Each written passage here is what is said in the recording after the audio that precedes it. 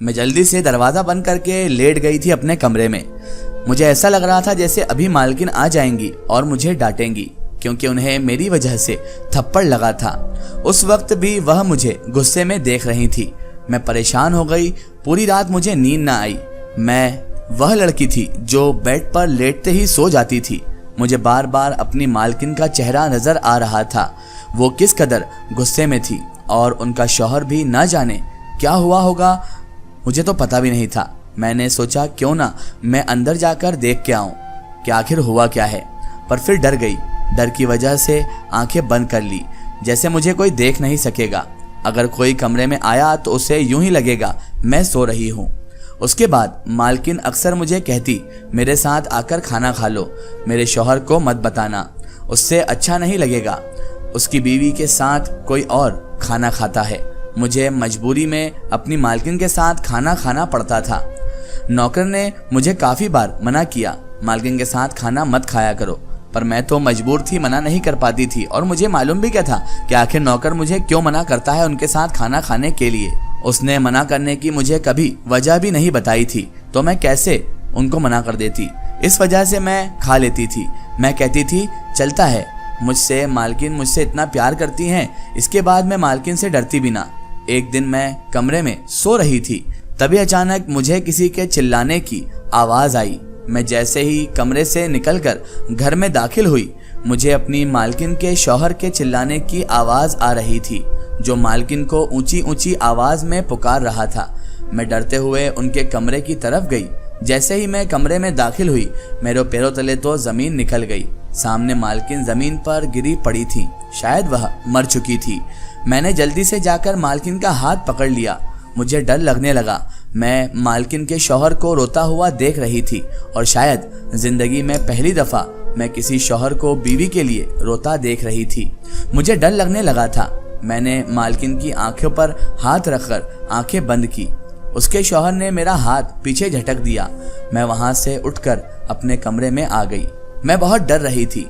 उसकी मैयत को देखकर मुझे अपने कमरे में भी डर लग रहा था, जैसे अभी कहीं से मालकिन आ जाएंगी और मुझे कहेंगी मेरे साथ खाना खा लो। जैसे तैसे करके सुबह हो गई। मैं हैरान थी, मालकिन फौत हुई थी। मुझे लगा था सुबह तक बहुत सारे लोग जमा हो जाएंगे, पर घर तो बिल्कुल खाली था। घर में तो कोई और नहीं आया था। ऐसा कैसे हो सकता था? कोई मर जाए तो उनके रिश्तेदार ना आए? ये तो इतने अमीर लोग थे, इनके तो बहुत सारे रिश्तेदार होंगे, चाहने वाले होंगे, इनके तो बहुत सारे रिश्तेदार होने चाहिए थे। पर खैर, मुझे क्या, कोई आए ना आए। इसी तरह काफ़ी दिन गुजर गए। मैं रात का काम खत्म करके कमरे में आई। इतने में नौकर आया और मुझे बहुत सारे कपड़े दे दिए, और कपड़े देकर कहने लगा, ये मालकिन के कपड़े हैं, इनके शौहर ने दिए हैं, तुम पहना करो। इतना कहकर वह मुझे कपड़े देकर चला गया। मैं सारे कपड़े देखने लगी जो बहुत प्यारे और महंगे महंगे थे। मैं बहुत खुश हो गई। कपड़े देखकर अगले दिन ही मैंने मालकिन का एक प्यारा सा जोड़ा डाल लिया। मुझे बहुत प्यारा लग रहा था। इसके बाद मैं काम करने में मसरूफ़ हो गई। मैंने नाश्ता लगाया। मैं मालकिन के शौहर को देख रही थी, जो खाना आगे रखकर गहरी सोचों में गुम था। उसकी आंखों में नमी थी, शायद वह अपनी बीवी को याद कर रहा था। मुझे उस पर बहुत ज़्यादा तरस आया। वह अपनी बीवी से बहुत मोहब्बत करता था। मैंने सोचा कितना मुश्किल होगा बेचारे के लिए अकेले रहना। मैं ये सोच ही रही थी, अचानक उसने मुझे देखा और मेरे चेहरे को ऐसे देखने लगा जैसे मेरे सर पर सिंग निकल आए हों। मैं जल्दी से वहाँ से चली गई। कमरे में आकर मैं अपने चेहरे को देखने लगी। मेरे गाल पर एक लाल सा निशान बना हुआ था। मैं उससे गौर से देखने लगी। ऐसा निशान मैंने पहले कभी भी कहीं देखा था, पर मुझे याद नहीं आ रहा था। सारा दिन मेरा यूं ही गुजर गया। मालकिन होती थी तो काम होते थे, अब तो इतने काम भी नहीं थे। इस वजह से मैं ज़्यादातर यूं ही घर में रहती।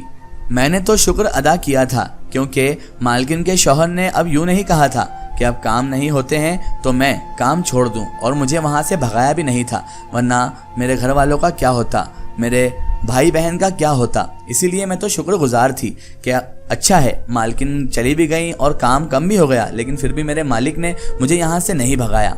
बहरहाल कोई ना कोई काम लग ही रहता था। ऐसा लगता था कि कोई ना कोई काम है ही यहाँ पर। तो सुबह के वक्त मेरी आंख खुली, मेरे पूरे जिस्म में दर्द हो रहा था, मुझसे हिला भी नहीं जा रहा था। मुझे यूं लगा जैसे पूरी रात किसी ने डंडों से मारा हो मुझे। इतने में मुझे नौकर भी बुलाने आ गया। मैंने उससे कहा मेरी तबीयत खराब है, मुझसे नहीं उठा जा रहा। वह कहने लगा अच्छा मैं साहब को बता दूंगा, अगर उन्होंने काम का कहा तो फिर तो करना ही पड़ेगा। मैंने कहा ठीक है। वह बाहर चला गया। थोड़ी देर बाद आया और कहने लगा मालिक ने कहा है तुम आराम करो, वह खाना बाहर से ही खा लेंगे। मैंने शुक्र किया क्योंकि मुझसे हिला भी नहीं जा रहा था। जब थोड़ी तबीयत ठीक हुई मैंने मालकिन का दूसरा जोड़ा डाल लिया, पर जब अगले दिन मैं उठी मेरी हालत फिर से वही थी।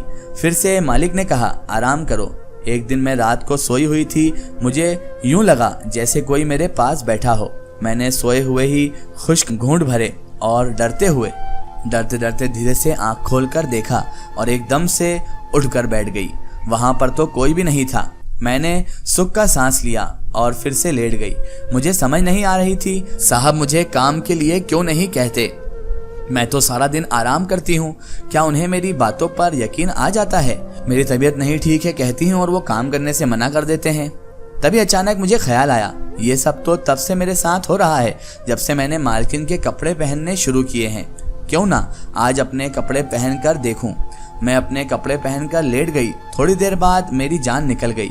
मेरे पूरे जिस्म में इस कदर दर्द होने लगा, मैं चीखें मारने लग गई। इतने में साहब भी आ गए।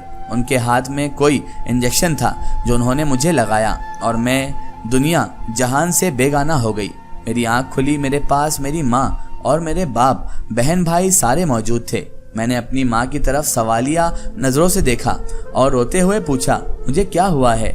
मेरी माँ मुझे कहने लगी बेटा तुम बीमार हो और बहुत ज़्यादा हो।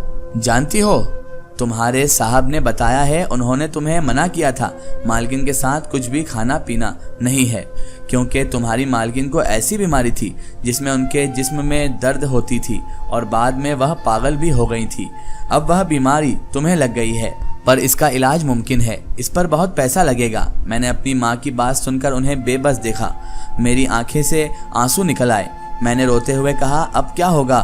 उनकी बात सुनकर मैं हैरान हो गई। वह कहने लगी तुम्हारे साहब तुमसे शादी करना चाहते हैं।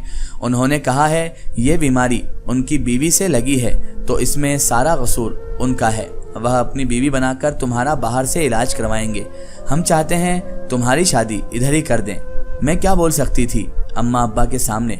कुछ दिन बाद ही अम्मा अब्बा ने मेरा निकाह साहब के साथ कर दिया। वह मेरा बहुत ख्याल रखते हैं। मैंने कभी जिंदगी में सोचा भी नहीं था मुझे इतना कुछ मिलेगा। कभी मैं इतने बड़े ख्वाब भी नहीं देख सकती थी। वह मुझे देखकर कभी कभी मुस्कुराकर कहते थे तुम बहुत बहादुर लड़की हो, तुम्हारी बहादुरी का और सब्र का सिला तुम्हें मिला है। इसके बाद मैं जल्दी ठीक हो गई और हम हंसी खुशी रहने लगे। अब वो मेरे साहब नहीं मेरे शौहर बन चुके थे।